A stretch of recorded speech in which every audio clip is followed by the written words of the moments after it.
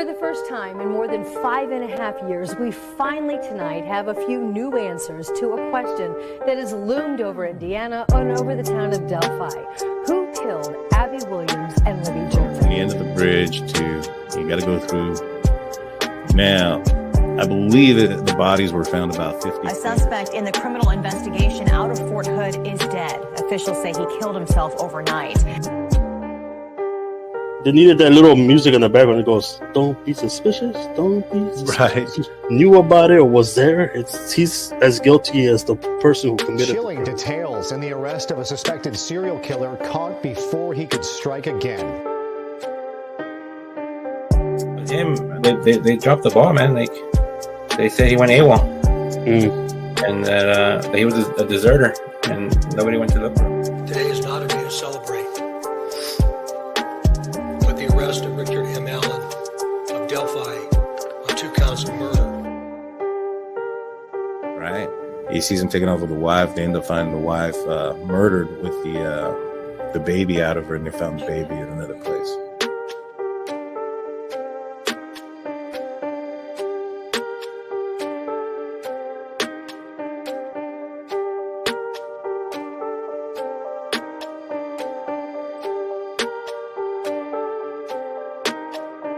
Hey, greetings from the year 3000. It still sucks.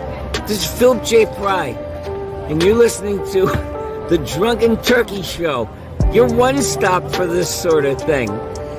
Hit that button, like and subscribe. You know what to do, just like every other podcast. What's up, everybody? Welcome back to the Drunk Turkey Murder Mystery Show. That's still a tongue twister for me, guys. I apologize. It's your boy, Danny J. Alongside with me, Jaime and Big Blue. Jaime, how you doing tonight? Hola. I'm doing good, man. How about you? I'm doing great, man. Drinking something a little bit different, trying to keep it clean today, and drinking just some water. Big Blue, how you doing tonight? I'm doing good, man. Doing good. Like, I got some rest today. I got to go to work again tonight, so it's bring on the flu and COVID again. You know. Yeah. No. Hear you, brother. Hopefully you don't have too long of a night out there once you get off the show. Yep. So we have a few early ongoers in the live chat. Let me just say hello to those guys. We have Steelers fan, saying she can't wait for the show. Capital Amen. It's talking about a picture of an Elantra at Jack D's house is strange. We'll go into that. We're going to be looking at the picture and those things. State of the Steelers. Here we go. Another guy. I know him too. Pepe Longstocking. Thank you very much. We appreciate it. Pretty nice. Cherished Profit belongs to a friend, one that before when the police already know that. We're gonna get into all these things. We got a pretty good show, I think, for you guys today. We've got some new news, we've got some breakdowns, we've got pictures and a map to show. And so it'll be a good show. How's it going, Amy? Janine. Washington, huh? That's nice. From Australia. How's it going? Christian Wilcox. We have a good friend of ours named Mark Davison. He may be popping in and out. He's from down under. Mm-hmm. He's out in your neck of the woods. Yeah. Dolly. And so Nicholas. Hey, it's my buddy Nick. He's up in Wisconsin, man. Everybody needs a haircut. Hit him up. Oh, I need a haircut, but I don't know if I'm going to go all the way over there. Some badass fades, man. UK in the house. Wow, nice. Well, thank you all for joining us in the live chat. Thank you all for tuning in. Thank you for subscribing and liking our channel. So we got a couple of updates that have come in referencing the Idaho 4. One being the father came out, talked about the police being cowards, and he described Kaylee's injuries in a certain manner that were pretty gruesome, right? Did y'all read or hear about that? Yeah. I saw the interview with the dad. Yeah, and so it basically, and we'll get into this. This is from Fox News. It says father of the slain University of Idaho student Kaylee Goncalves told Fox Digital News that the victims had big open gouges that were clearly the work of a sadistic male, and called the police cowards for not sharing more with the public. Steve Goncalves said he asked the coroner, Kathy Mabbutt, how many times the victims were, we're going to say S just because of monetization purposes, guys, assaulted. She said, sir, I don't think that S is the right word. It's more like tears, like this was a strong weapon, not like S. She said there were open big gouges. She said it was quick. These weren't something where you were going to be able to call 911. They were not going to slowly bleed out, he said. And so, you know, it was pretty gruesome, basically, what he was describing. Not too long ago, though, there was a news report with the coroner right here, and I got it right here, and we'll go through it and we'll listen to what she has to say. Yeah. Because the police kind of came back and said that, you know, some of the information maybe not been as accurate or whatnot coming from the father, things of that nature. And so this is actually from the coroner. If you guys want to mute yourselves, and then we'll listen, and then we'll talk about it.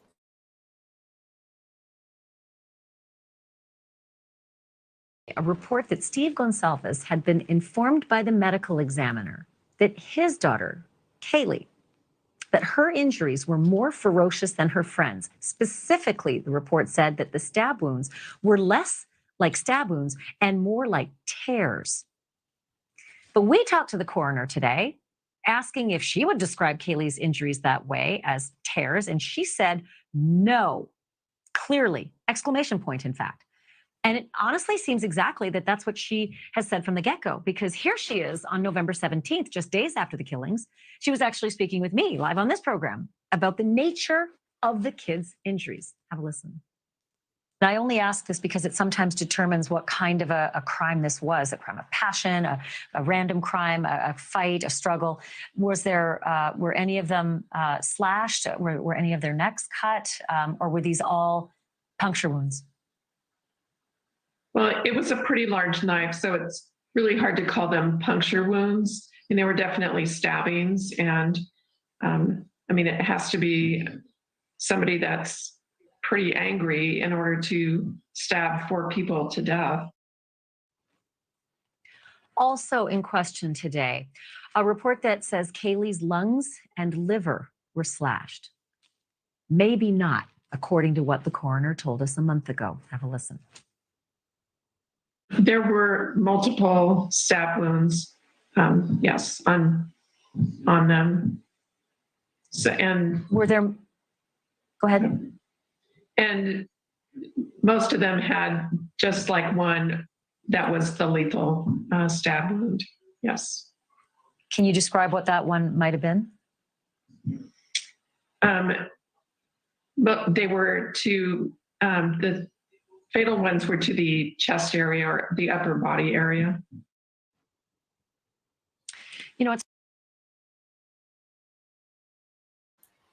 so there's one thing that I noticed that the coroner had said in this when she was talking was she said most of them had one lethal puncture wound to the chest. There was only 4 victims here, so it wasn't 2 of them because that would have been half. It wasn't all of them because that would have been all, 4 of them. Most mean 3. That means 1 was different. 1 was potentially significantly different. Mm-hmm. She has gone back, and there's other interviews, and I have one here if we want to go through it maybe a little bit later, where she kind of goes back and forth and describes them, deep and more than stab wounds and stuff like that. And so much for the, not saying the word earlier, it was said multiple times during the segment there. But what do you call it? What do you think that means based on what the father has said and what the coroner said by saying most of them was one lethal to the chest area? What do does that indicate to you, kind of maybe, validify the, what the father's saying? Jaime? I believe so, man. I mean, it kind of feels like the coroner was going out of her way to like not give us information. You know what I mean? Like, she didn't specifically say where the wounds were at. You know what I mean? Right. But it feels like the most of the the wounds were superficial, and then one of them was a lethal one. That's what it sounds like. That's what I got out of it. Right. But by her saying that most had just had one lethal, does that indicate that, or tell you that the other one, there's at least one that had more than one lethal puncture wound? That's what I got out of it too. Like that, one of them is way different than the other three. Right. Maybe more brutal, Right. or more of the more wounds to it. You know what I mean? I think Right. they're talking because the dad was saying she had more defense wounds because she woke up probably. So that's what I'm thinking. She had more wounds than the other one, the other three, because she woke up during the attack. Could be. Maybe, but I mean, it was the same scenario in the first bedroom. He was attacking two, and it was described that even Steve Goncalves, Kaylee's father, had stated that there was a battle. Based on what he was told, there was a battle down there in the second floor, and the father of Xana had stated that she had defensive wounds, and so. Um, what that leads me to believe is that, in my opinion, she's not denying that one of them could have potentially had significantly more brutal types of injuries. You get what I'm saying? And so that's what the coroner came through. I think that there was some validity to what Steve Goncalves was saying. And that's kind of what I wanted to bring up there is like, the news here was trying to say like, yeah, last time we spoke to him, she didn't say that there was something more brutal than the other. And I was like, well, she didn't say that that wasn't the case either. You know what I mean? She said, she used the word most. And Jaime, to answer that, yeah, we can say it was said all over that segment. And so, yeah, but that's the first part. I thought there was some validity to what Steve is saying. The next bit of news that came out was that there was a spotting of a potential white Elantra, 3:45 a.m. the night of the murders. Did you all see that? Read that article. Let's Yeah. go through it just to kind of remind everybody or those that hadn't seen it. Mm-hmm. And I'll put it so it's a little bit bigger.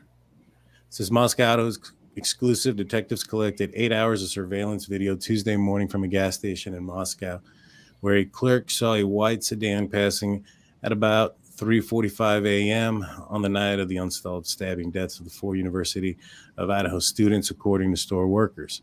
An overnight assistant manager told Fox News Digital that she's been reviewing the tapes a little bit at a time over the past few days, looking for clues in her downtime on her grave shift. And she said she was not working the night of the murders.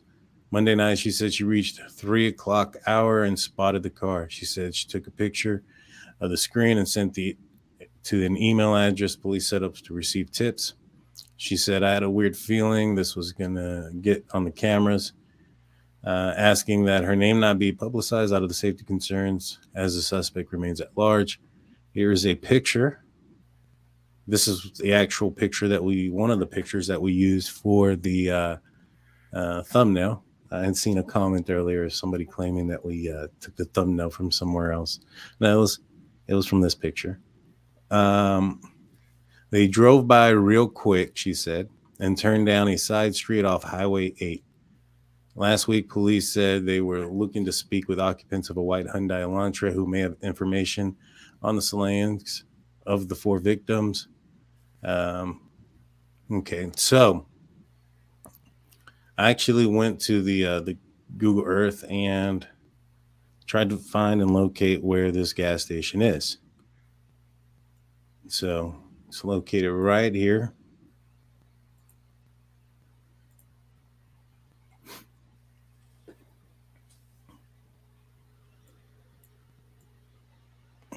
So this is the gas station, and here are the cameras. Now I know this says Troy Road, but this is also ID-8, Idaho 8. And so this road is the road that potentially that vehicle was on. It said that it turned off of a side road off of ID-8, right? And so it was driving quickly. There's only, if there's a camera, over here. It's $4 gas, man. Yeah. I'd say you give me flashbacks, man, for this. So to me, if that vehicle turned in front and turned, because, okay, so from the camera section, right, I only see one intersection or one road if the vehicle's traveling on Idaho 8 to turn off on, and it's these two roads, right? Mm-hmm. And so the camera, she said that it turned off a side road off of Idaho 8. Now, in my opinion, I think she would have said it, if it turned down this way, that she would have said it turned in front of the store. Mm-hmm. And so in my opinion, her saying turned off the side road, it could potentially be going this direction, right? Mm-hmm. So let's kind of look at that real quick. If you turn this direction, that's a straight shot and the fastest route to the victim's house. Around what time was it? This was at 3:45. Mm. In fact, this is from the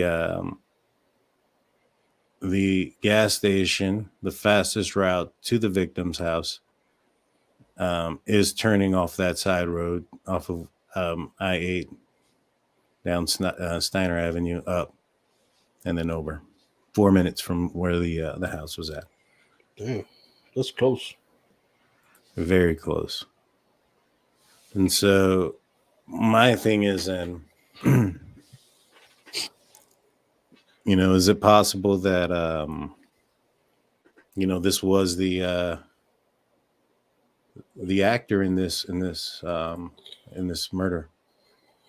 It could be. I mean, especially if the police are really looking into it. You know what I mean? Right. Now, the other thing is it kind of breaks down potentially. Let's put this back on the screen. If he was coming in this direction, what's that, Big Blue? It gives you a time of when they might have arrived. That's true. That does. And it also gives you an idea of which direction he's coming from. So this is where the gas station is. There's only, to get to the victim's house, there's only a few area that you're going to go through, in my opinion, that's going to have you cross this direction, right? And so majority of anybody here is going to go this direction or down in front this way and out that direction or like that, right? There's only a few. You're looking at this section and probably about this section here of the city if they were in town. You see, but weren't they looking in another vicinity? They were looking more, I guess I would say southeast. They're right here is these green dots that we have placed here. Yeah. Is the border for the area in which the police department were looking for. Yeah. I mean, it's in my opinion, it's a limited area of town. If this person is living in Moscow, Idaho, that would take this street from this direction and across here.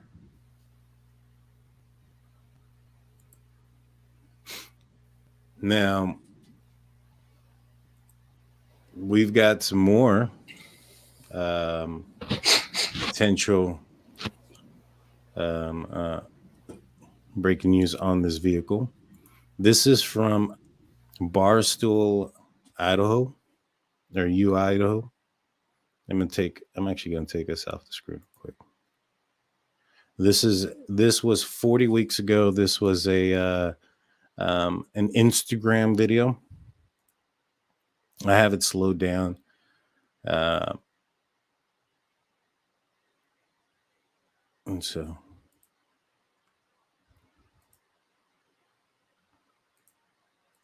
anyway, folks are saying that this car right here is a potential Elantra parked not too far away from the victim's house. I'm gonna see if I can get a better, clear view. If not, I can just pull the picture that we have, the still image. One thing I noticed right here, one thing that we talked about when it was with the Elantra, was that the Elantra has elongated headlights, right? They go pretty far back. That's a pretty far back headlight right there. Yeah. You know what I'm saying? And so next thing I notice here is you see this angle right here on the back window there. Yeah. Let me pull up. The image of the Elantra, or the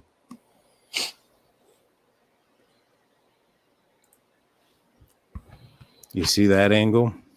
Oh yeah, that's definitely Elantra. That's definitely, that's not that same. I mean, I couldn't tell you if that's the same car, but it looks pretty good, pretty close. Right. You I think. But the window, the tint on the window is almost exactly the same. Yeah, it's pretty dark. Uh-huh. And what I'm looking at, the most identifiable part of this is right here. That angle and that angle tells me that this is probably the same make and model. Is it the same vehicle? Perhaps not. Now, you notice that there are some people on the roof there, right? Yeah.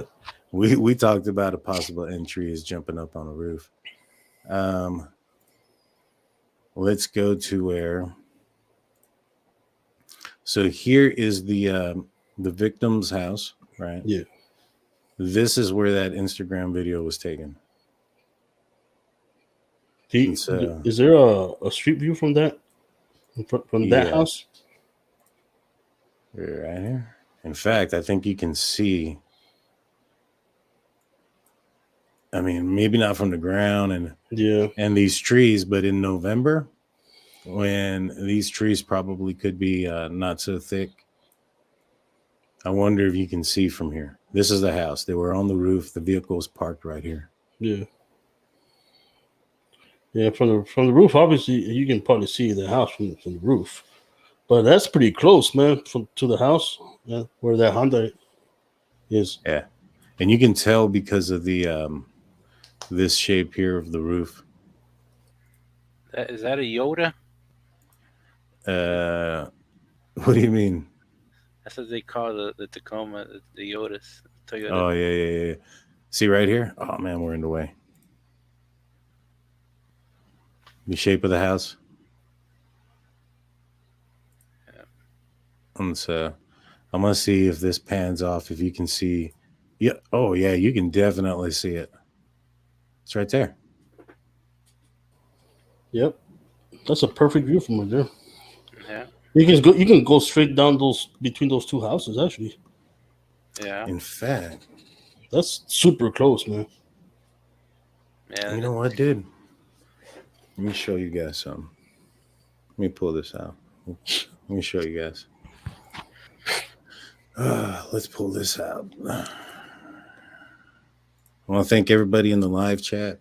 If you guys have any questions or anything, we'll go through those in a little bit. But if you have a question that you'd like us to answer, or if you have a comment that you'd like us or point something out, we will stop and take your questions for a super chat. So just hit us up with those, and we'll go forward from there. All right. Give me a second.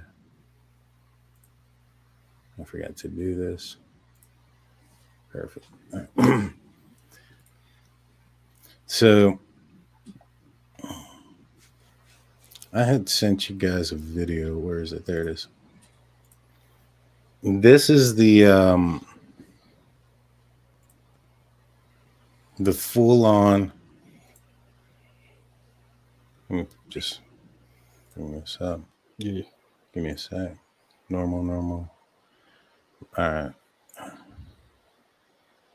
This is the full unedited body cam footage from the night of the. Remember when we broke it down? We were looking at the light. This was the alcohol incident that had occurred, and well, these guys have brought over a couple of students back over, and I guess they're giving them citations for being underage, right? The PI maybe. Right. So let me get it to the right spot. All right. First, you're going to hear, pay real close attention, because in my opinion, I think you hear a scream. I'll tell you when. Let me unmute and.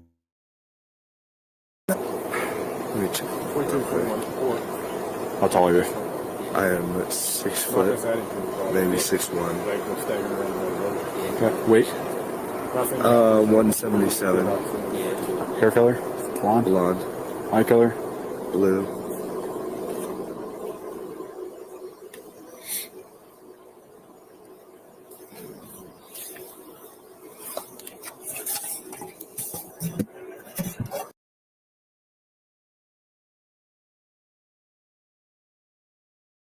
All right.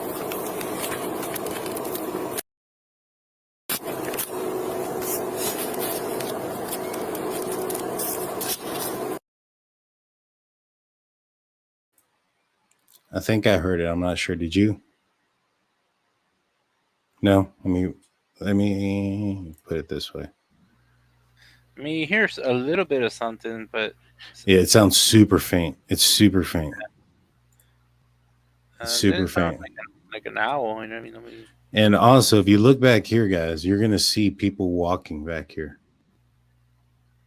Watch. I'm gonna play it again. I'm gonna mute us.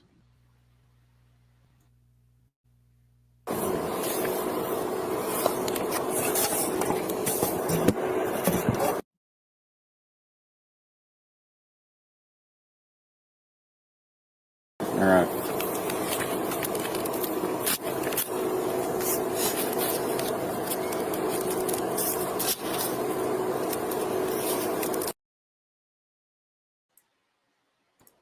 Did you hear it that time? It's very faint.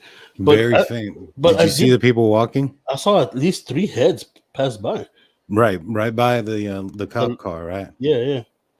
Now, here's the thing. All right, so we definitely could see people walking behind here, right? Yeah, I saw at least 3 people. Yeah, there was at least 3 people that passed. Let's pull up the map real quick. I was gonna say it does sound a little bit like a whistle, like somebody said in the live chat. It's not it's a high tone, like a low tone. I believe they're right here, and so could it be 3 people walking this direction?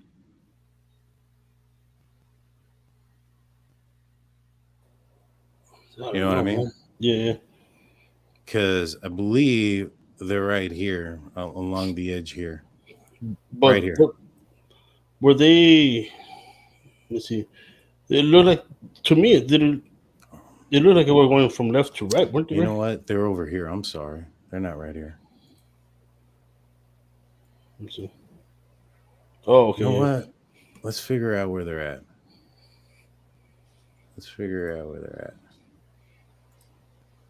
Because there's a red. I mean, there's that, but I want to see where they're at. Some people are saying there's 4 people passing by behind the cop car or by the cop car. I don't know. I gotta see the video again, but I thought I saw 3. Could be wrong though. It's right after. Let's see. I'm gonna play it and I'm gonna hear the volume. I wish I could turn the volume up higher. It's at the end of the parking of that apartment complex. Yeah. All right, I'm gonna mute us. Yeah. Like I said, 487.50.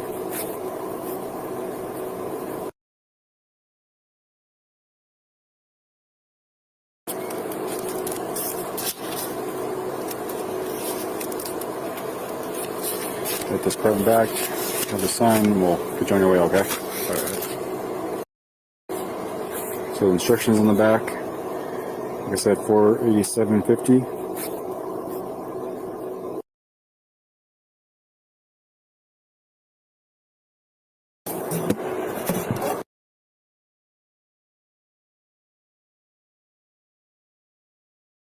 All right.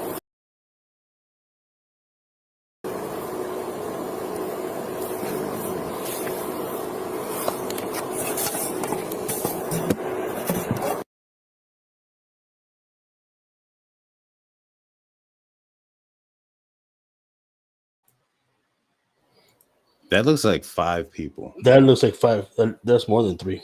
Yeah, that's more than 3. There's a lot of people. I don't know. I mean, it could be just more drunk kids running around. Yeah, that's what I was thinking. Is like they saw a cop and they just like, okay, let's just book it that way. Book it. Yeah, and I think this guy notices them because he turns. Watch. I'm gonna keep this muted so that way, we can stay on. What does every other age kid does when they see a cop? They walk the other way, man. Yeah, no, for sure.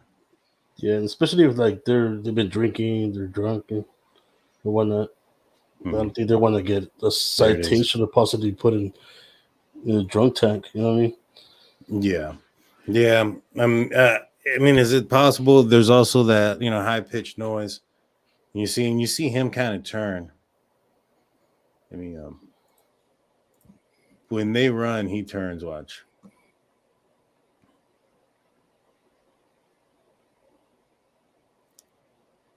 See, they ran. I think maybe I saw it wrong. There it goes. Yeah. See, he noticed them going across over there. Yeah. So I don't know. I don't know. Maybe, but I think that the police are looking at that white Hyundai Elantra, and if it ends up being that Hyundai Elantra that we saw on the video, and it was the one that's on the on the screen from the gas station. It sounds like it was heading towards that house at 3:45 a.m. In the chat that's Jack D's house. Jack D was one of the guys at the food truck. Jack D, I believe, is one of their. I believe that's the ex-boyfriend.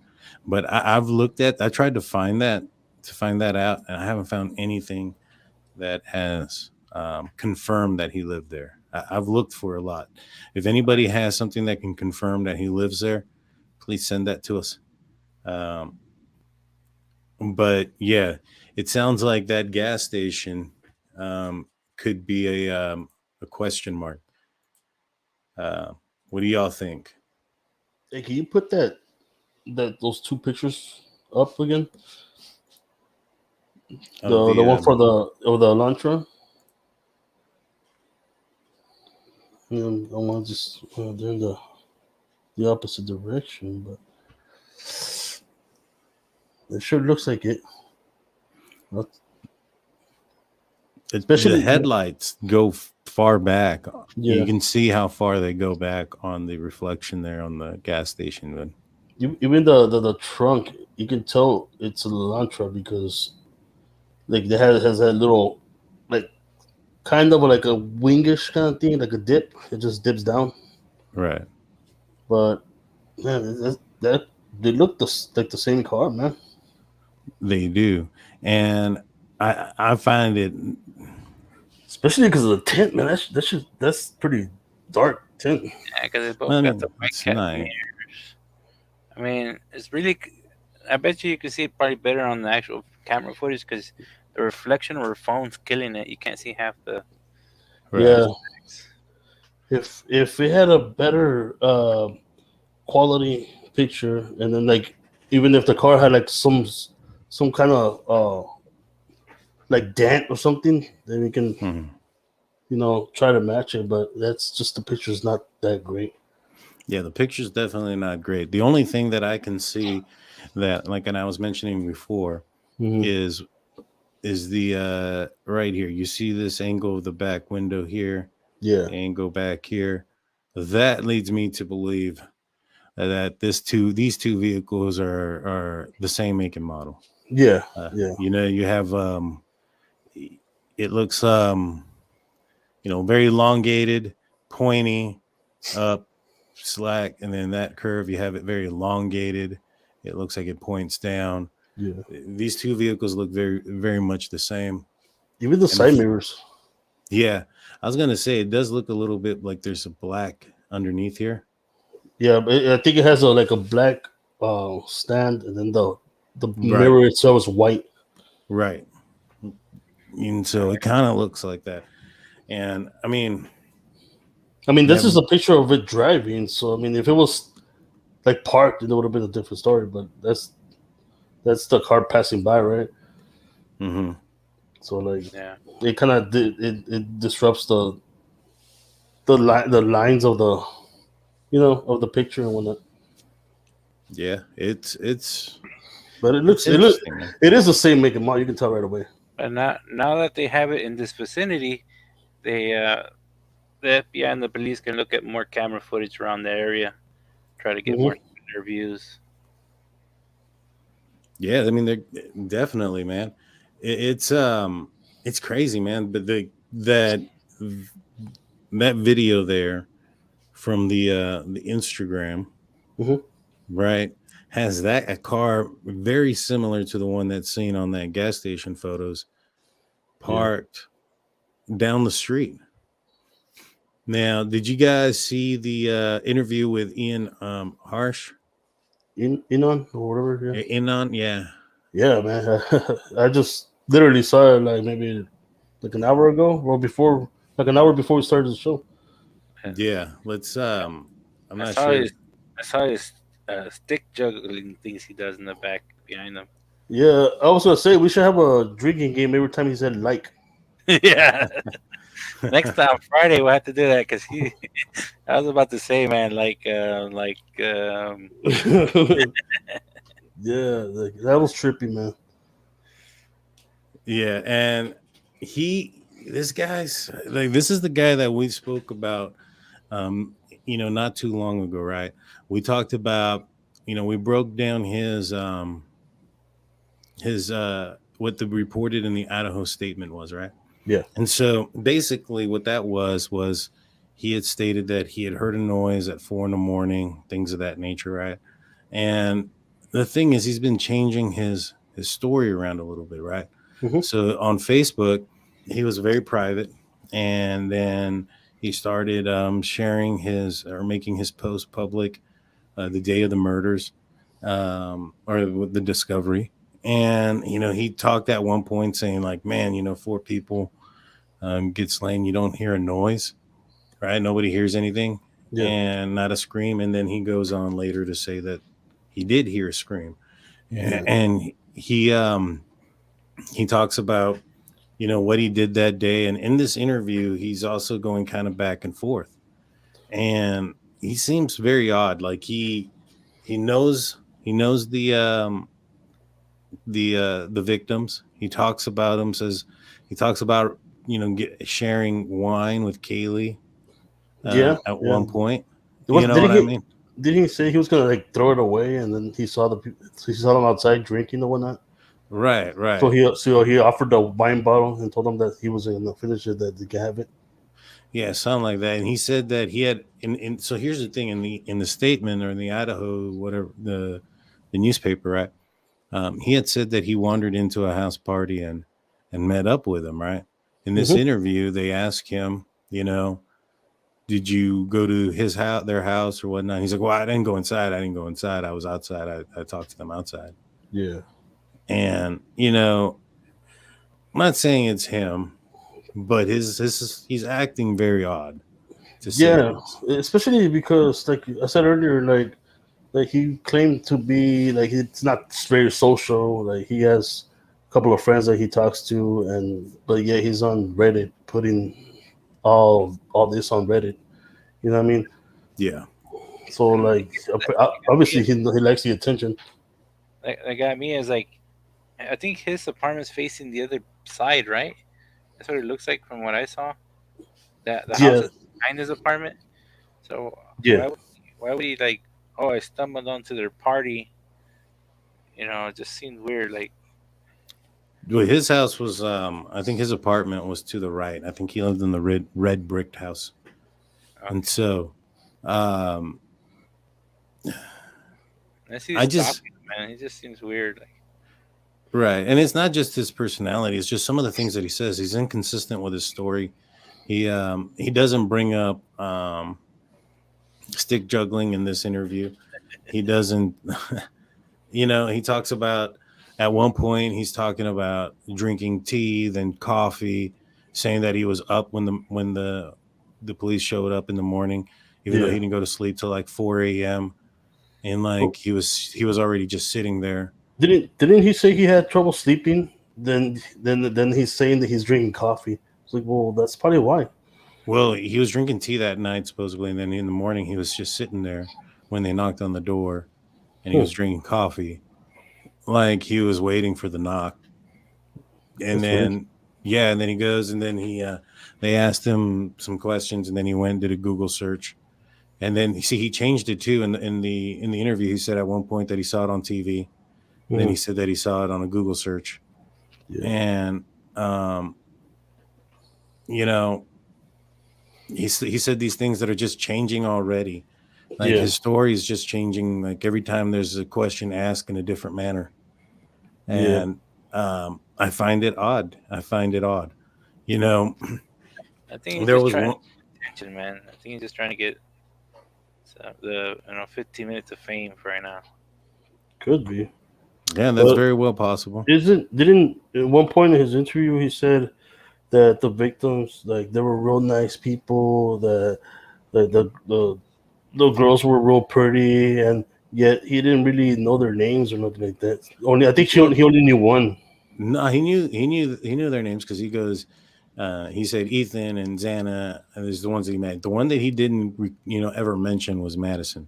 Yeah, but he's like, yeah, I'm not good with names, so I gotta see what they look like first. Yeah, he said I had to go and look to see what they look like to put names to their faces, and then he was just talking about him and talking about the situation where he had. It sounded like he had more than one time where he talked to him. Then he talked about wanting to crash their parties and go over. He definitely, in my opinion, put a little bit of light in his direction. Yeah, definitely, I think so too. I think by inserting himself in like, by putting all that he put on Reddit, and then he brought a little bit of suspicion to him. Can you find what he put on Reddit, and so that way we can and send it to me?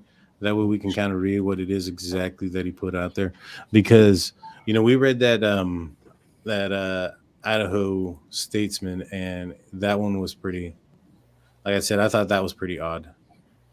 And in the meantime, what we'll do is we'll be listening in to one of the newest posts from the police department.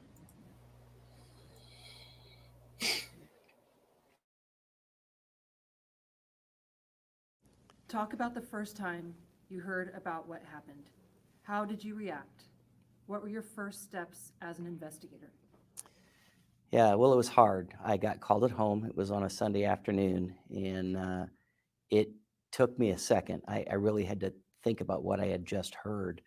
4 murders in Moscow, Idaho is so out of character. And at the time, they were fairly certain it was college students, and it was near the campus, and that area is kind of a campus community. So once I got over the initial shock, I knew that I was coming to the station. So I drove in, and everybody just kind of fell into a role. That was a all hands on deck moment Sunday afternoon.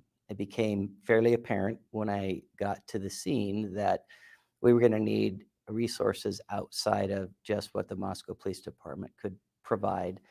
And we have a very, very good working relationship with the Idaho State Police.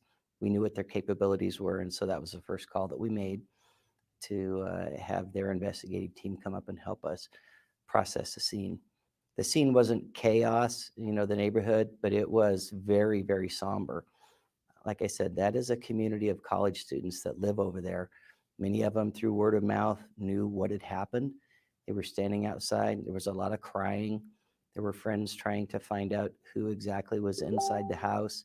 Some family members that arrived on scene. It was incredibly hard for the community, but it was also really, really hard on our officers, some of whom were very young, and that was the first real major crime scene that they had encountered. So emotionally, it was a very, very draining day. But resources came, and then the first about 3 days was just an adjustment, trying to get resources in place and then get a system that worked for everybody. The FBI got involved almost immediately. And the FBI, the Idaho State Police, and the Moscow Police Department all have a little bit different way of doing things. And that's okay, but when you're working collectively, you have to put a system in place that starts information flowing and you can handle it in a logical manner. So fortunately, the FBI has some experience in those areas, and they were very, very good at helping us set up their virtual command. So in this, he basically said there was a lot of people that were on scene, a lot of folks that were there. Yeah. And that leads me to believe that, all these people beat the first responders and stuff. I think that gives some validation to the reports that friends were called first. And that means to me that I'm guessing, and this is what I'm assuming is, you have the third floor. It was reported that the killer, when he walked out, locked the door behind him. One would assume he would do the same thing on the second floor. My assumption is they couldn't make entry into their bedrooms. They assumed they were unconscious, called friends to come help them. And perhaps at some point while their friends are there, maybe they do see something and someone faints, because I know those are the reports that somebody fainted. But I think that all comes after the fact that these folks were probably locked in. Based on what the coroner said about 3 of the victims, the fatal puncture wound being one single one to the chest, being the lethal one. And what they told the father, that it was painless and that they would have gone fairly quickly. Yeah. I doubt they made it to a hallway or any of those things, especially when you look at the second floor and the pictures coming out of the back of the house where there's looks like blood coming out of the foundation. My assumption is one of them, probably the male, fell down to the ground and was bleeding out towards that direction from the bed. And so Dude, I sent you the Reddit post. Yeah. I was just about to pull that up.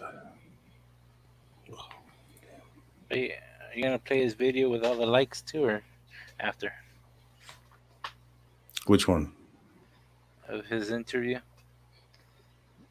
Oh yeah, we'll play some of that. All right, so this is what dang man, this is a novel. All right, we'll read through it and talk about it. And he admitted during the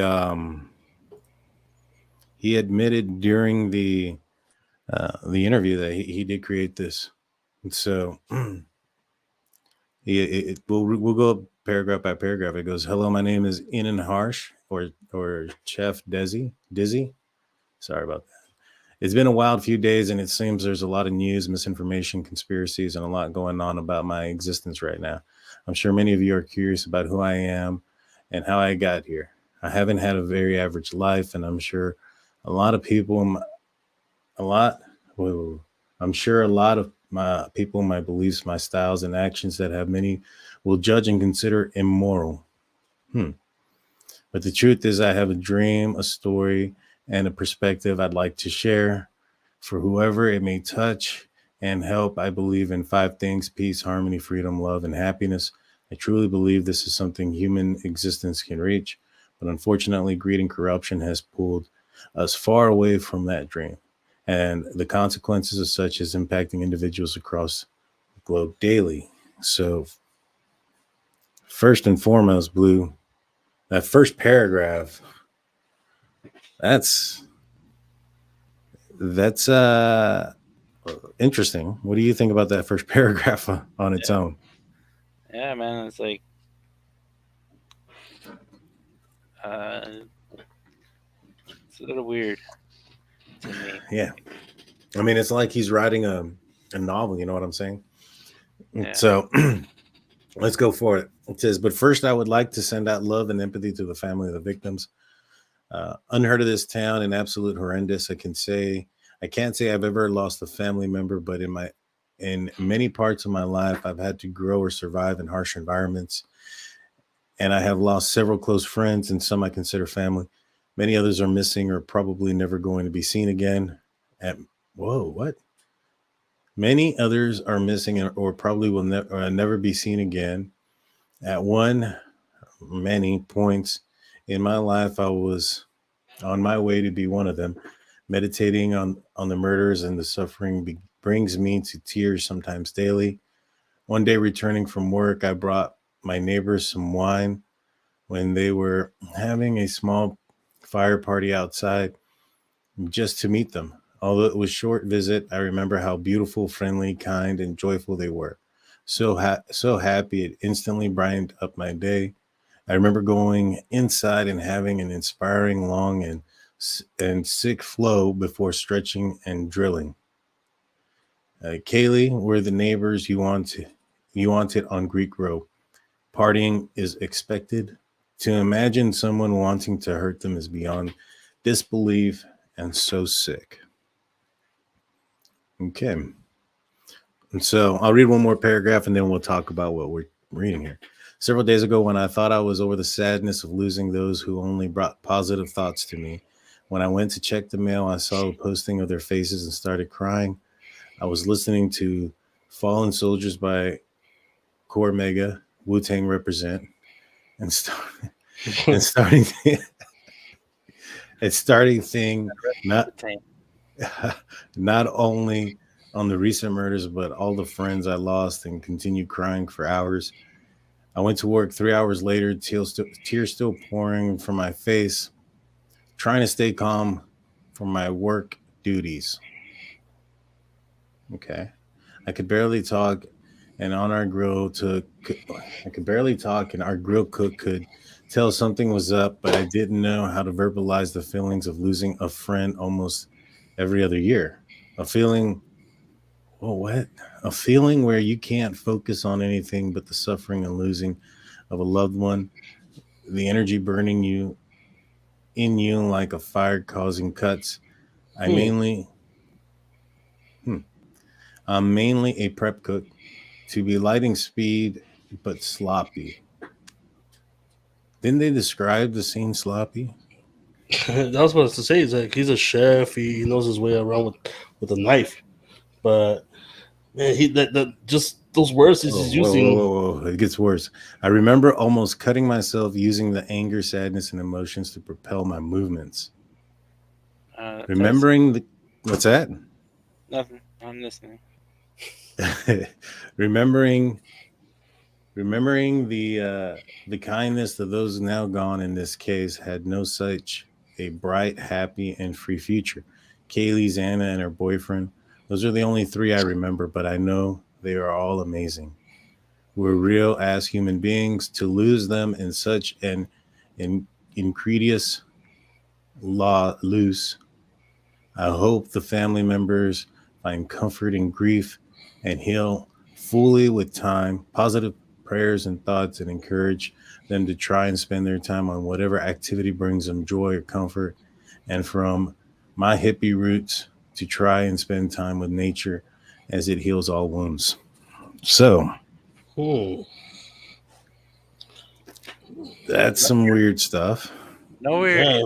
and nowhere in that part where I would hear like, I still worry about the safety of my neighbors and my friends because there's a killer out there. It's more about how he has trouble processing his own feelings, man. Yeah, but I mean, he says some weird stuff, and then he talks about him being emotionally distraught at work. Now, he could be completely innocent, right? Yeah. But I mean, that's one of the things that the police and the stuff we're telling people to look for is like, is there somebody acting differently? Mhm. You know what I mean? And Yeah. if you go back to his Facebook and stuff, and he was like, you look at his posts there, and he's like, wow, I'm famous now, and this and that. None of that sounds like sad or sorrow or any of these things. Yeah. You know what I'm saying? Mhm. And like, What was that part where he said that every year he loses someone? yeah, that was weird. Let me go back up. Can you read that again? Let me see if I can find it. All right. So he goes up here. Goes, I can't say I have ever lost a family member, but in many parts of my life, I had to grow or survive in harsh environments. And I have lost several close friends of mine, several close friends, and some I consider family. Many others are missing or probably never to be seen again. At one or many points in my life, I was on my way to be one of them. Meditating on the murders and the suffering brings me to tears sometimes daily.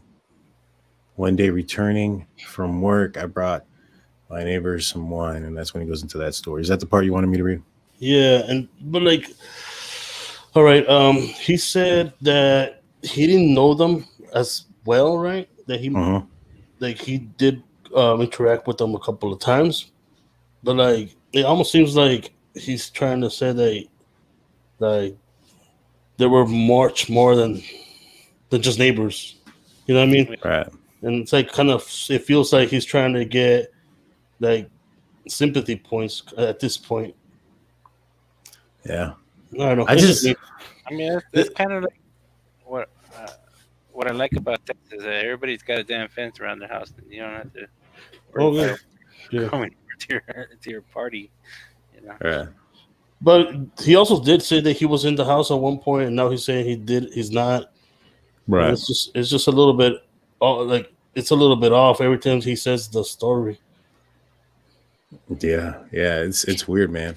I'll continue. It goes, while I don't normally support the police, I understand them and do think there are some really well-intended and good ones in the force, as I've met a few. And in this case, I do support the homicide department and hope the predator is found and justice is served. While I believe in freedom, there is a line you do not cross. And once you cross that line, it is time to move on to the next physical existence. I hope the family members and close relatives can find peace no matter what the outcome becomes. Okay. I have faced many near-death experiences. I've lived reckless life, especially in my youth.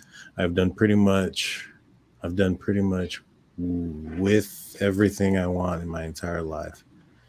At the same time, I've always believed in compassion, morality, amnesia, and being the best version of yourself.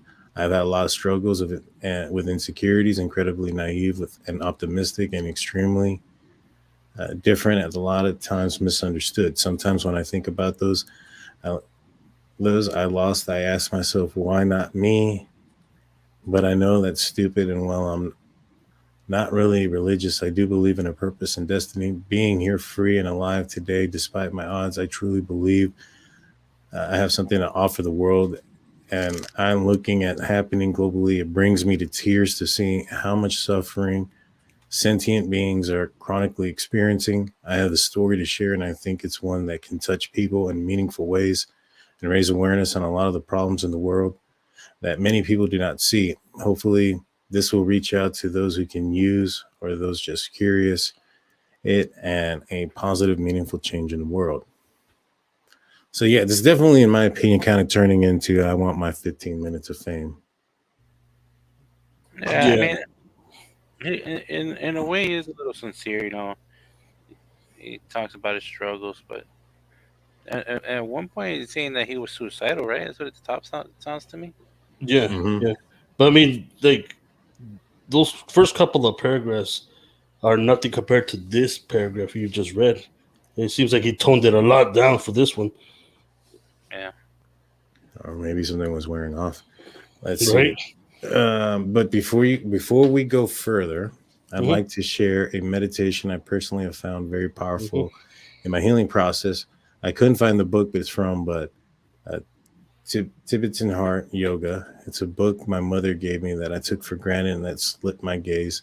For almost a decade, growing up, homeschooled up in high school, had a very different youth than most in this country. I was very close to my mother, but grew distant over the years. My mother faced a lot of suffering and death in her life as well. Her mother died in only her 20s, and I had a deep respect for life, which sacred nature and compassion, which eventually was inherited in my life. She always had a high focus on meditation, yoga, healthy local cooking, being at peace. It was respect and desire to be in harmony with the living things in nature and follow her ideals, no matter what her social status and monetary consequences. That saved my life over and over. With that said, I mean, I don't understand what all this has to do with anything, but I guess, like I said, he's trying to tell his story, I guess. Yeah, maybe he wants to become a writer. I don't know. At this point, you know what I mean? Yeah. But it's a long post, man. Well, hold on. It's like part 3. A lot of information and misinformation has been dug up about me, a lot to raise false media as well. The initial media came from a dope fiend. What's that? Stick juggling was fake, so we can rule that out. Media came from dope fiend butthurt, and I like to share my version and set the record straight. I said my car was used in a robbery. My car was in a effing mechanic shop at the time. He goes, 12 years ago, I was charged with second robbery with stolen firearm, felony possession of mushrooms, MDA, meth, and opiates, I think. Dang. All charges were dropped, rightfully so. And I went to prison for possession with the intent to deliver MDMA. All right, so he talks about his arrests. Yeah, that really doesn't have anything to do with this. Is that his only arrest, though? Was he trying to discredit himself? Like maybe he was on mushrooms at night and he heard something? I don't know, man. Hold on, this one's just for you, Blue. Some of you are wondering what stick juggling is, and I'd love to share. Here it is. I'm at a point in my practice where I will start offering services, fire shows, and lessons, and I'm going to start a free YouTube channel. Here it is on learning fundamentals along with a cooking show. If you'd like to see more about what's going on in my life, I'd love you to stay tuned. I've actively avoided social media, but have a public IG staff junkie that I have updated in years because I'm lazy when it comes to video uploading and editing, but I will work to add more recent videos and what I've been doing with triples, mostly work towards 4 right now. So there it is.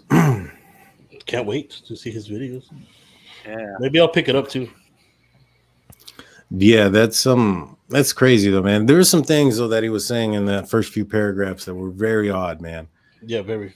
Yeah. You know, it doesn't help his case. You know, there was one other thing that I had seen. on his Facebook. Let me see if I can find it real quick. That way I can just show you guys. Yeah. And I don't know how true this is, but supposedly there was a vehicle that was stolen.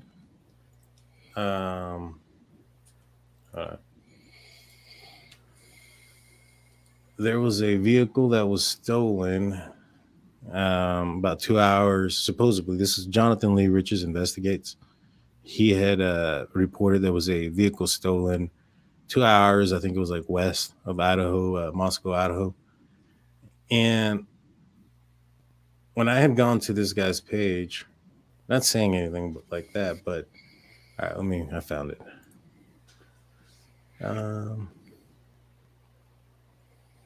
Let's see. November 10th. October 4th. Anyone trying to sell a car, looking for a roomy wagon or roomy back, like to sleep in my cars, high mileage, high MPH, under 100K miles, under 10K, looking for a good life expectancy too, Honda, Toyota Jetta for the most part. Yeah. Now, I just saw that and was like, that's kind of weird. And TDI wagon. I mean, yeah, but you put that with the possible Jetta, the possible Hyundai Elantra that was supposedly for sale and that was taken for a little bit, 2 hours west. Maybe there's something there, maybe not, in my opinion, but I don't know. This guy seems kind of suspicious, but at the same time, you guys tell me, what do y'all think? And guys, if y'all don't mind, this is probably gonna get demonetized with all the slangs and murder words and stabbing. So if you guys don't mind, please hitting that subscribe button and hitting that like button. I see 126 of y'all in here. I want to thank you guys for joining. Yes, sir. Yes, sir. Mark Rogers says the guy is just an attention whore. It's starting to seem that way. He talks about it at the end of his lengthy life story. He talks about he talks about what his future YouTube show is going to be. Walt D goes, I just got here. Where's that post from you guys were just reading from? That was from Reddit. It was a Reddit post. It's a long, lengthy conversation. He admitted that it was him that actually posted it up there. Mm-hmm. In fact, I think he talks about it right here. And he goes, also, I'm viral. Yeah. Does this sound like that sad, compassionate person that he talked about in his non-social? Right. Yeah. Non-social and doesn't want to be out there. Yeah. I don't know. I mean, like you said, it could be completely harmless what he wrote. You know what I mean?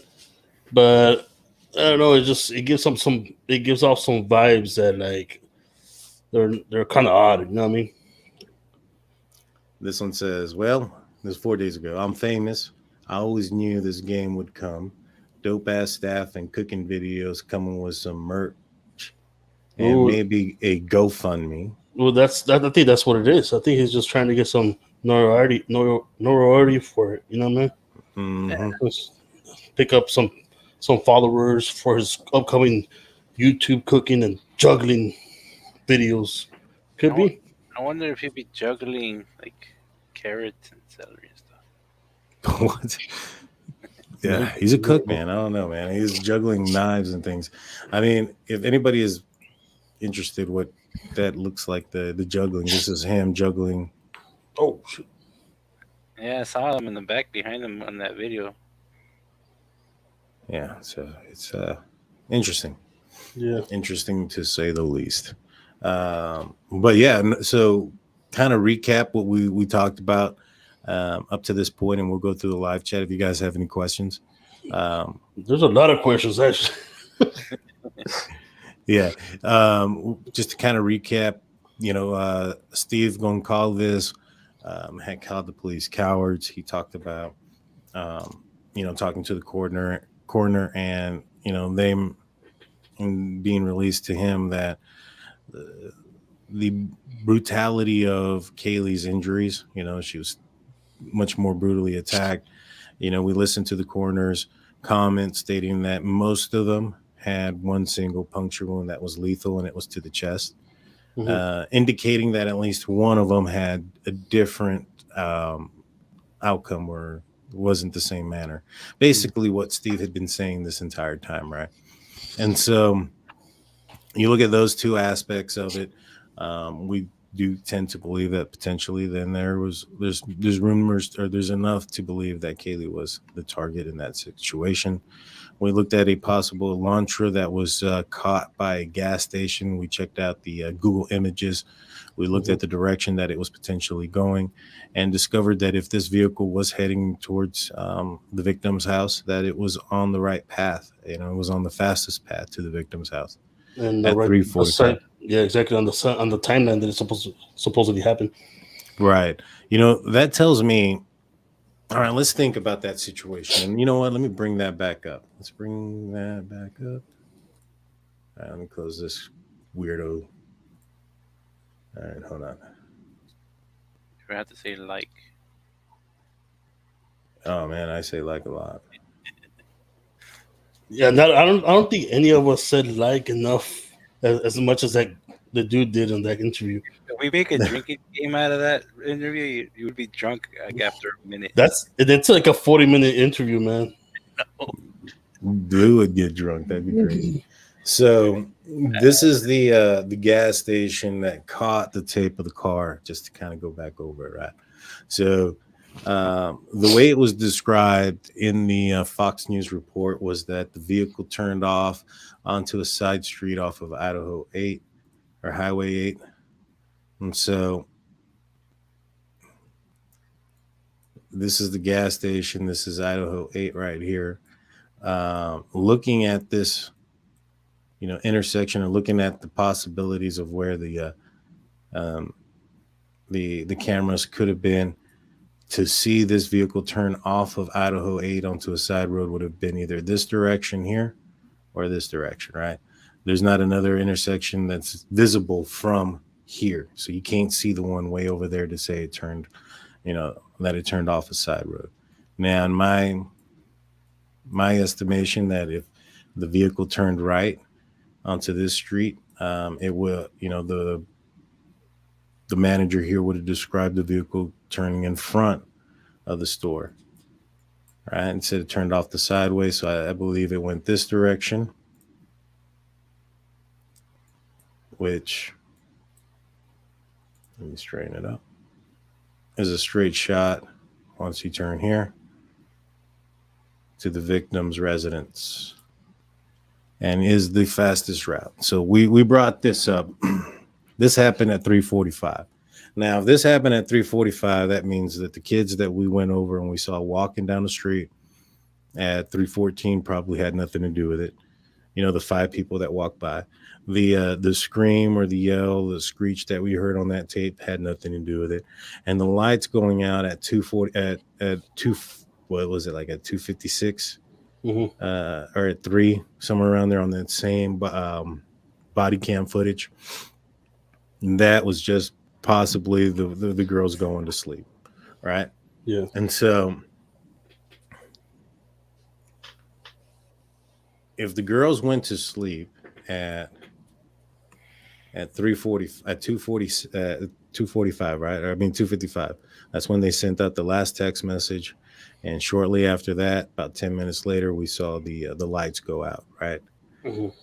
Now, this car passes at 3:45, so,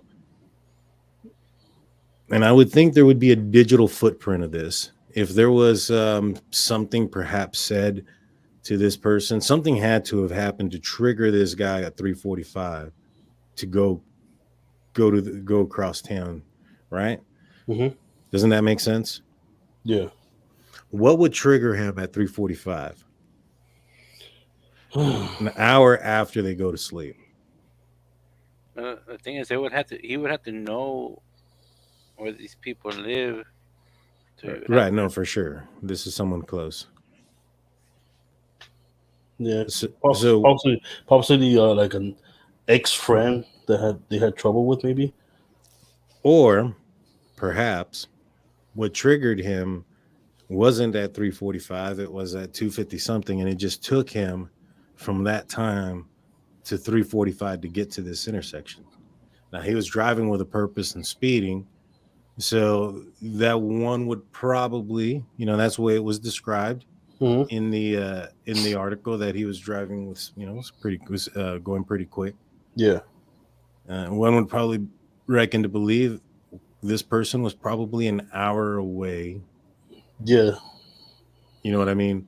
Because if something triggers you to the point that you go commit four heinous murders, and in my opinion, that's something that triggers you, you get up and you go and you're out the door, right? So wherever you're at, whatever happened, At that point, that person made the decision. He's up. He's going.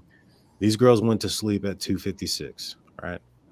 So, in my opinion, it had to have happened before they went to sleep. Perhaps this is somebody who had a romantic interest in Kaylee, Could right? be. And perhaps Kaylee told this person she's not interested. She's getting back with Jack. And this person is now heading that direction. Yeah, that could be. And so now this person, if it's the same vehicle, which we talked about, A lot of people are saying that it might have to do with drugs, like they owed money to maybe a drug dealer or something. What do you think? What do you think about that?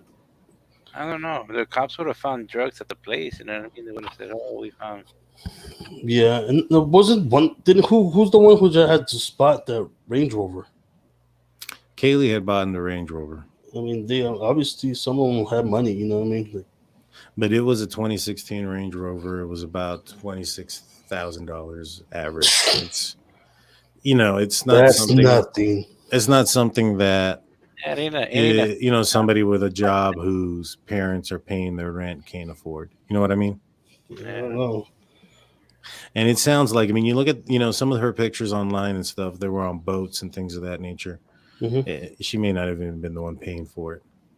Maybe. It could have been her father. Could have been her father or a sugar daddy that pays for everything, and the sugar daddy got mad because the photos he put out there, man. You never know. Man, I don't know if a sugar daddy will have an Elantra. Yeah. Yeah, I doubt that. I think this person is, it sounds like, and when you look at this vehicle spotted, and we'll play it again, we'll show it. Let me pull this. Yeah, we'll pull this to the side. We see this vehicle. This is down the street. This is literally, you can see from right here, you can see their house. Now, you can see some people down here. This is clearly a get together. You can see the white vehicle. You can see. There's people that say that did verify that that's the ex-boyfriend's house. Well, if this is the ex-boyfriend's house, didn't he have red hair? I don't remember his photo. I think he did. And I mean, let me see. Find it. Going the wrong way.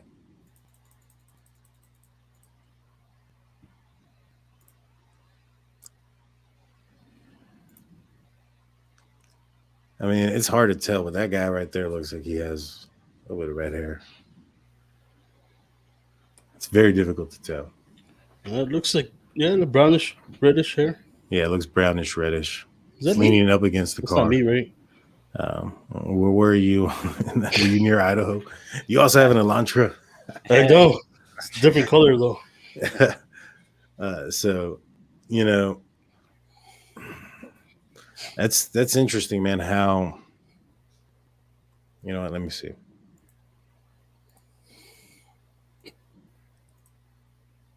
Okay, this is a closer video. So this is our, there it is. So right here. That looks like a female. And I or wish somebody with longer hair. I wish they would upload that security cam footage. Oh, I know, that'd be crazy. But like you see right here, this is what I'm talking about, guys. And we broke this down earlier, and for everybody that's looking in here, there's this. What makes me believe that these two vehicles are the same as this windows. You have this angle here, matches this angle here. You have the long line here, a long line, pointy tip. This appears to be coming down in a pointy area. You have the long headlights. This headlight goes past this person right here. You can see the tip of the headlight. This headlight comes about the same out this direction. Tail light wraps around. You can see the tail light from the front or from this angle here. This leads me to believe that this is the same make and model. Yeah. Not saying it's the same vehicle, but in a small town like that, what's the pop there? 25,000. But here's the thing: I don't know where there's the nearest like Hyundai dealership. You know what I'm saying? You know, it's kind of like, you know, back home in Del Rio, Texas, right, where the population's about 30,000. Doxing me, bro. you up until there was a Hyundai dealership, you didn't see very many Hyundais. There's not a Honda dealership out there, so you don't see very many Hondas. You know what I'm saying? And so if this place being kind of secluded, out of the ways, in its own desolate area, you're probably limited to what vehicles that are sold in the area. And so a Hyundai may not be a vehicle that is, you know, part of that area. Plus, you also have to think about, this is a snowy area. A two-wheel vehicle drive car is not something typical from probably a local. You know, I think they would probably drive something different. Yeah. And so I think that these two vehicles aren't maybe not the same vehicle, but the same make and model. Yeah, I feel like it's the same make and model as well. Those windows are identical to the other one from the security footage. If Joe Dirt could find his parents via DMV, there's been a break. Dang, like man. Dang. That's funny. But, you know, and the crazy thing is, like I said, I don't like coincidences are crazy. You know what I'm saying? Mm-hmm. And this here being a coincidence is something that sparked my attention. And somebody said that they think that it could be a Prius. That people were talking about this being a Prius. I haven't seen a Prius go over 45 miles an hour. I don't know, man. I mean, I think that I don't think this is a Prius, and I think that these two vehicles are the same. Now, I'm not sure that this is an Elantra. Either way, you know what I'm saying? Like, you know, we can look at an Elantra real quick. Let me see. Nah, I think the Prius has that different back window. Yeah, and that flat tailgate. Well, maybe. Look at this angle. The long, pointy, the black, and then the headlight. How far exaggerated? It's really elongated. Go back to the other one. Okay. There it is. All right, I can just go back and forth. Cool. So here it is. So this goes way back here. You can see the tip of the headlight. Look at how far that goes. It's pretty close, but I don't know.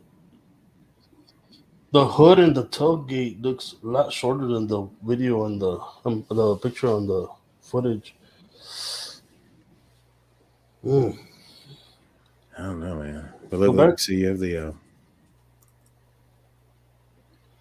that roof is not as round as the other one either. Yeah. Like this bubbly. Yeah. See, this almost hatches. Yeah, it's almost a hatch. Yeah, they made a few different models of Prius. The hatch used to be the most popular one. No, that's not a Prius. This is an Elantra. I don't know what this vehicle is.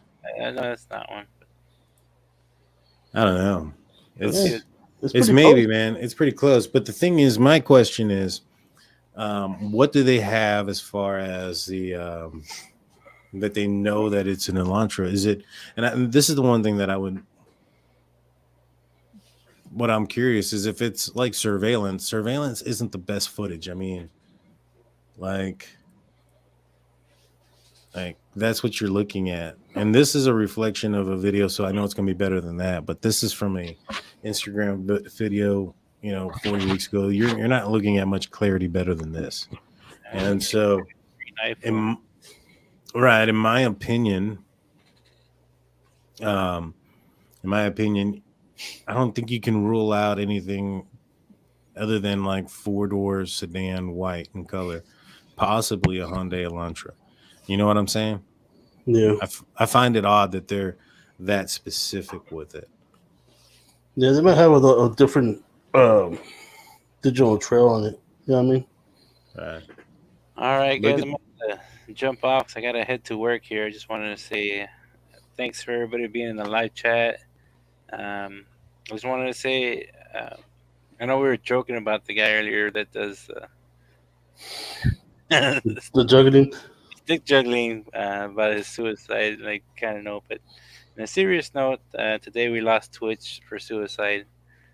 You know, he was Ellen's DJ. So if y'all ever feel that Oh yeah. that low, you know, there's people you can call and contact, man. But I gotta go, guys. Y'all take All care, right. man. Later, man. Thank you, Blue. You have a good night. If I see y'all still on there when I get to work, I'll jump on for a minute. But have a good night, guys. Later. Sounds good. You have a great night, Blue. You should be saving lives instead of being like that.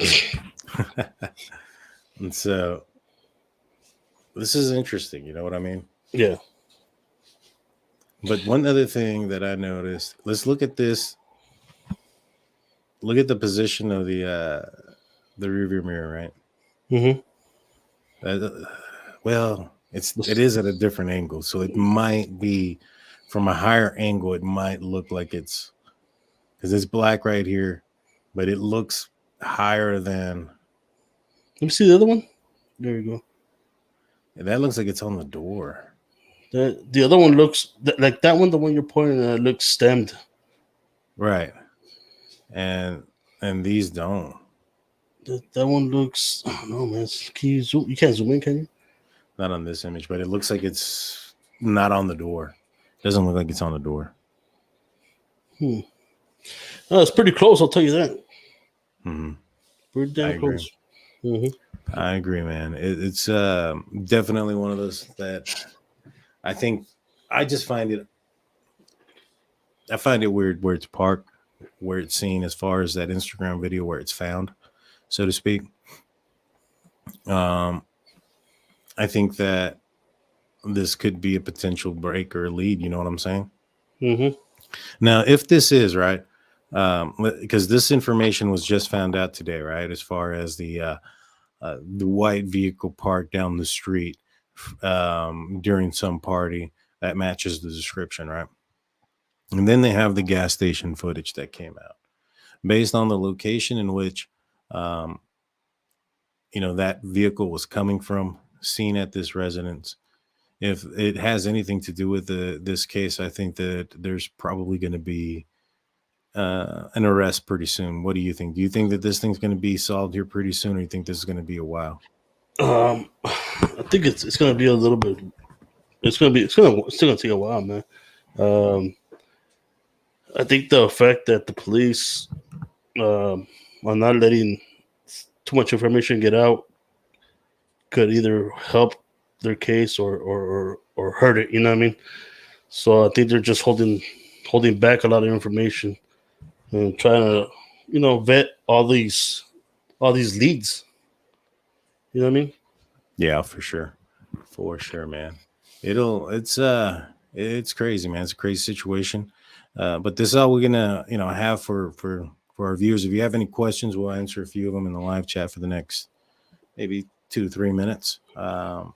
Let me know if you see anything on here.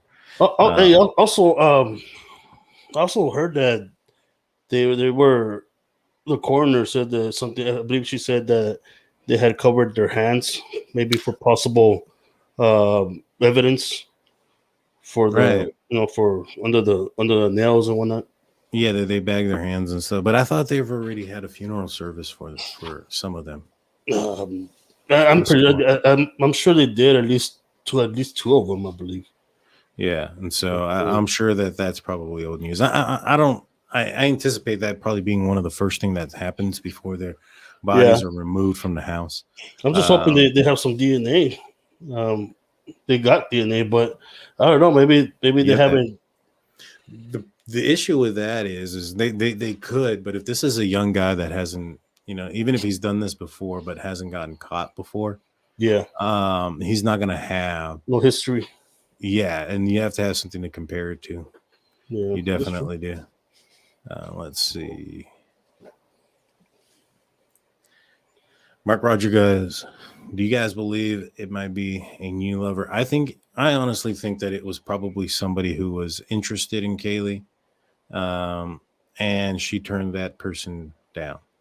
Yeah, now, whether that person was the ex-boyfriend which by all indications from the family doesn't sound like it. Maybe, but it was potentially somebody who was interested, thought they had an opportunity because of the breakup between her and her boyfriend. Possibly somebody that maybe she flirted with while intoxicated, and he took, saw that as something more than what it was, and became enraged when she turned him down again, or turned him down for the ex-boyfriend. That's what it kind of sounds like to me. Let's see. If you see any questions, pop them up, man. Let me see. I wonder earlier. See if I can find it. Let's see. We have somebody saying facts. Hi, man. Facts. Of course. How exactly does a posi track rear end on a Plymouth work? Man, what's that movie? My Cousin Vinny or something like that? Yeah, that's a trick question. Let's see. Wait, who put that, man? I heard that today, so I don't know. Somebody's following you, bro. Randy Hansen goes, if they have not identified the owner of that car by now, it tells me the police are not close to solving the case. What do you think about that? Do you think that's possible, that if they have not figured out who the owner of the vehicle is, do you think that they're not close to solving this case? If they haven't found the guy or the owner of that vehicle, that specific vehicle, maybe he drove from out of town. Right. I mean, I think that, some of the things that they may have, the first thing I would have done if I was the police department, right, is as soon as you got that information, is go to your all your colleges and look up the permitting, see which vehicles have matched that, because they have to permit their vehicles to park in their parking lots. I'm assuming. For the most part. I mean, most colleges are in that manner. This is a university. This isn't a junior college or anything like that. So I would check the university. I would check the other colleges in the area and see if I can find if somebody, because there is the possibility, you look at the house party that's there. There's another college in Moscow, and there's possibility that this person was in college but not in the university, and so you would check the ones that are surrounding and check for anything that's matching that description, right? And you look at those people and ask them where they were, what they were doing, check their alibis, knock and talk. Now what makes it difficult this time of year is that it's Christmas break, and so people go home, people are leaving, you know what I mean? You had Thanksgiving break as well, so potentially that killer or whatnot took off, went back home. That wouldn't seem out of the ordinary. If the person comes back with new clothes or boots or whatever the case may be, that's easily explainable because of Christmas. Yeah. You know what I mean? Yeah. And so it's going to be kind of hard to pinpoint those things down, but I would definitely want to. Oh, wow. Thank you. We have a couple of super chats coming in. Oh, wow. Thank you so much. We have Mark Rogers with a 199. Congrats on passing 1K subs. Thank you. And Angela, thank you so much with a $20 super sticker. I wish I could show you. You know what? Let me see if I can. We're not worthy. Woo, woo. Thank you so much. We appreciate it. Thank you. That's our first super chat and super sticker. We appreciate it. Thank you so much. Awesome. Thank you. What's it called? Isn't there remember what's his name? Inan? Is that his name? Yeah. Is that how he said? Inan, whatever his name was. I remember he said that he remembers it being real quiet, and that's probably because there was a lot of people, a lot of the students were out, you know what I mean? Like out of town and whatnot. That's true. In fact, I think Kaylee was supposed to be out of town as well. From what I understood was she went back to show Madison her new car, and then they went out. So she was also supposed to be out of town as well. That's sad, man. Yeah. Huh. What's this about a dog? Yeah, let's see. So, Another one. Thank you so much, Pepe Longstocking with the $9.99 super sticker. Thank you. Thank you so much. We appreciate it. Thank And that's you. it looks like a little rolling. I'm not sure what that is. It's a rolling. I'll add it to the screen so you guys can see it. Where? Oh, That? that's Big Blue. This is Big Blue. Yeah, that's why he puts on his pants in the afternoon when he goes to work. That's him right now. Thank you so much, Pepe. We appreciate it. So they found a mutilated dog close to the house a month before the murders. At November 13th as the date of the murders, and you could be looking at a satanic ritual or imitation type murders. That's possible. That's possible. I think that there was some other murders that were happening around the area within the last few years that happened on the 13th also, but I think they ruled them out. You're looking, when you look at this house on a map, and to me it looks very secluded. You know what I mean? Mm-hmm. Like you have to know how, to get there or been there, in my opinion. And so 9mm and Lipstick says they don't have on-campus police. If they did, they would have a database of all vehicles registered on campus along with description, tags, and VIN. Who the TFM knows what the city or county had. Huh. Interesting. Thank you very much. We're moving up on the YouTube world. We're all here to witness it. We're moving on up. Moving on up. Yeah, we're trying.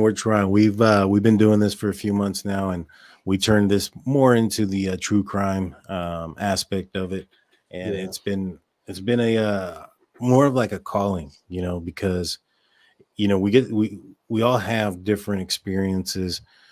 Me and prior in law enforcement, Blues and medical field, and Jaime has a plethora of knowledge when it comes to the true crime and serial killers. And so, when we started doing our podcast, we had thought about going into, old cases and things of that nature. And we had covered a few of those. Mm-hmm. And then we decided to kind of look into what's going on now and, giving a different perspective and maybe one of a little bit of experience out there for you guys. So we appreciate that. Thank you so much. But if y'all want maybe laugh a little with us, we got past videos we did that are a little bit more lighthearted. We joke around, and it's a fun watch. Yeah, and we do plan on doing those as well, where we do that. And also on Friday, guys, we're gonna do another show where we'll have you guys. We'll send out the link, and you guys can join our show and ask us questions and give your thoughts and theories. We like to explain that and say that, for our viewers and those that are watching on the replay, answer your thoughts and theories in the comment section. We love to hear them. Yeah. Let's see. I want to put one up. Yeah, go ahead. Put one up if you find one. Okay. Let's see. I'll do one up this. Yeah, I put your channel out. I think all of you are knowledgeable. We appreciate that. Thank you very much.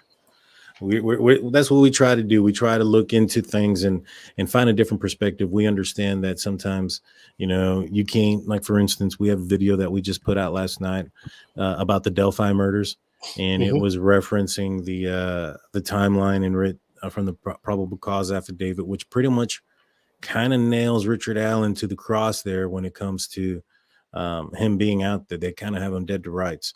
You look at the timeline, you look at the time and the distance that it takes from him to get from one end to another, and you look at where and when the other witnesses arrived. And we put it all out there. It's a little bit longer video. About 20 minutes into it, we kind of put it all together. If you want to fast forward to that part of the video, you can kind of see how we put it together and how there's a very small window where Bridge Guy potentially couldn't be Richard Allen. And we find it to be more plausible than not that it is him. And so go check that out.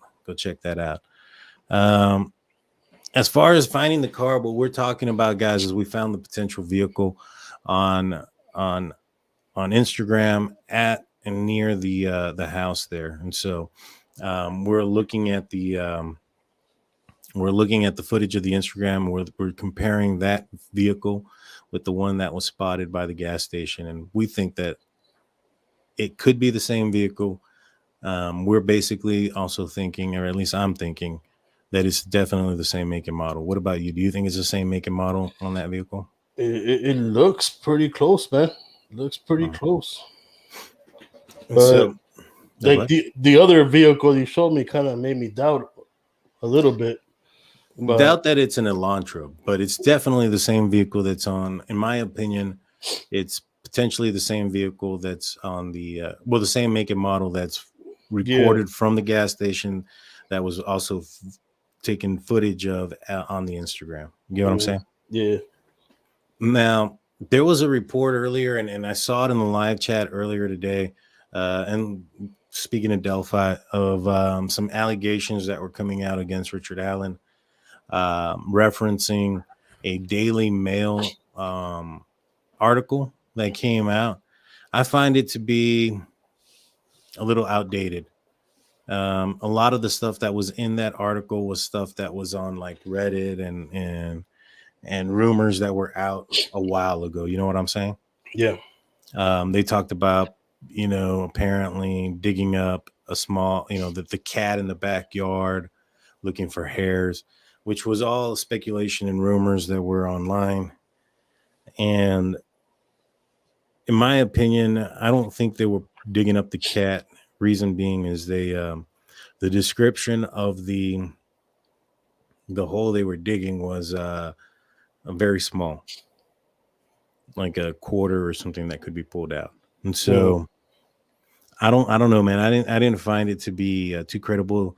The article references sources that aren't law enforcement. They don't really talk about who they are. And so I'll be honest, I think it's that guy that wrote that book that oh man, I forgot Chris his something, name. right? I can't remember his name, but we were just talking about it last time. Yeah, he wrote a book. He was like pointing the finger directly at Ron Logan. Yeah, and then, 3 days later, they dropped they arrested Richard Allen. I felt like that guy was probably the source. I don't know why. I just had this feeling that it was him. But sounds like it. But yeah, so in my opinion, yeah. So do you have anything else, Han, before we let everybody go? Yeah, this. Thank you. Nice. Tell them what you have behind you real quick. I got too many Funko Pops. Too many. Yeah, he sure does. But yeah, so with that said, guys, do you have any other last words, Jaime? No, man. I just hope law enforcement in the Idaho case end up arresting somebody. At least having a person of interest. You know what I mean? I agree, man. It's. I understand. What they're saying is that they want what's the word I'm looking for? They want a conviction, right? So they want, but at what cost? You don't need to prove somebody above with reasonable doubt to just make an arrest. In my opinion, you have somebody who killed 4 people. You have a dangerous person out on the loose. Somebody who can do something at a moment's notice to protect himself. In my opinion, and so, at what cost are you trying to bulletproof your investigation to the safety of the public? If you have an idea and you have enough evidence to provide or prove that somebody was more than, the preponderance of evidence is there to make an arrest or an indictment for an arrest, then you do that. And then as he's sitting behind jail and he's regaining his lawyers and doing that aspect, you build your case. You have a name out there, you have a person out there, you'll get tips, you'll get people that'll say, hey, I remember that guy. Or if he has an alibi, and his alibi is I went asleep, blah, blah, blah. And then somebody can say, I saw him leaving at this time. It didn't mean anything to me before, but now that he's under arrest and I see his name, his picture, and who he is, you'll get people that will come out of the woodwork. Now you have to verify and go through those with a fine tooth comb there to validate those that are real and those that are just trying to get attention. Yeah. But at the end of the day, I think that you're weighing the safety of the public and the the case, which doesn't need proof of beyond reasonable doubt at this point. You know what I'm saying? Oh yeah, definitely. So, oh, well, thank you very much, Mark. I appreciate that. And so he says, good night. Glad we're all here to experience the genius of the great YouTube channel. We appreciate that, guys. With that said, we are going to let you guys, have a good night. Please hit that like and subscribe button if you're not subscribed.